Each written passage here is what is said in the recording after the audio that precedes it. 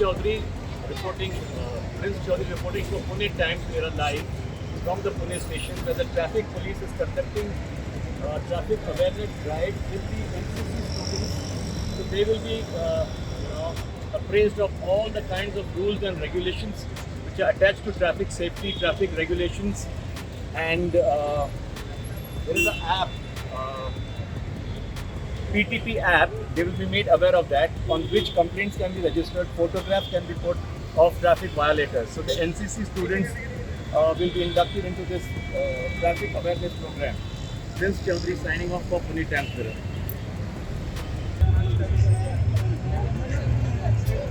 सगळ्यांसाठी आहे. तुमच्याकडे नसतील तर घरात आई वडील भाऊ बहीण सर्वांच्याकडे.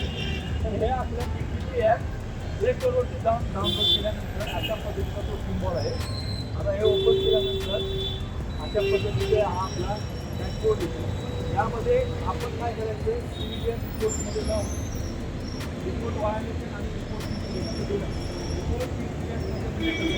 पहिलं एखादा अपघात झाला तर आपण त्याचं काय आपण कळवायला घाबरायचो पोलिसांना, कारण आपली चौकशी व्हायची.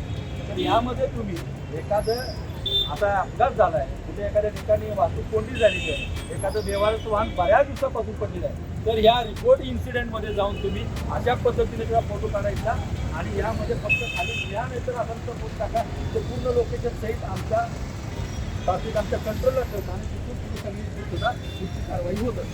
आता हा रिपोर्ट व्हायोलेशनमध्ये गेल्यानंतर आपण ते ओपन केलं की यामध्ये साधारणतः 10 प्रकारचे ट्रॅफिक पोलीस करतात.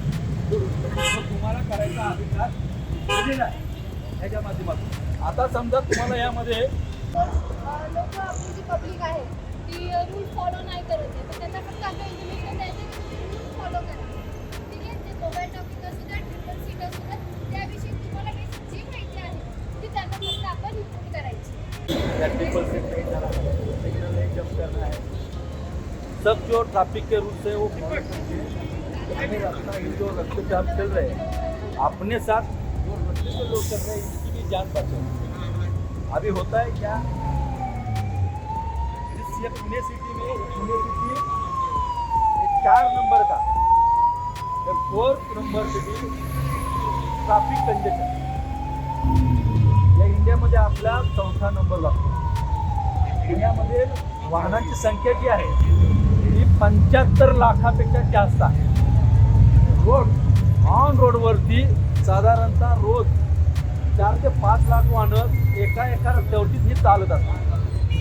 आता यामध्ये होतंय काय, आता हे जे पब्लिक ट्रान्सपोर्ट आहे, जे रिक्षा म्हणा, ऑटो रिक्षा आहे, लोकांची ज्ञान करण्यासाठी त्या वाहनांची संख्या येऊन झाली आहे. 50 ते 55 हजार रिक्षांची परमिट होती. आता या पुणे शहरामध्ये 1.5 लाखाच्या वरती रिक्षा या रस्त्यावरती चालतात. यामध्ये काय होतं, आता रेल्वे स्टेशनला आपण येण्याचं कारण, एकदा इथं ट्रेन आली की मोठ्या प्रमाणात क्राऊड बाहेर पडतो. प्रवासी बाहेर पडल्यानंतर त्यांना घेण्यासाठी, पिकअप करण्यासाठी, ड्रॉप करण्यासाठी तिथं मोठ्या प्रमाणात तिथं रिक्षा येत असतात आणि त्यामध्ये त्या जे रूल्स आहेत ते तोडतात. आता आपण त्या ठिकाणी पाहतो त्या रोडवरती तशाच पार्किंग केलं, वेट करायचा. तर अशा ह्याच्यामुळं काय होतं की बाकीच्या जाणाऱ्या वाहनाला त्याचा अर्थ येतो आणि यामध्ये मोठ्या प्रमाणात ॲक्सिडेंटसुद्धा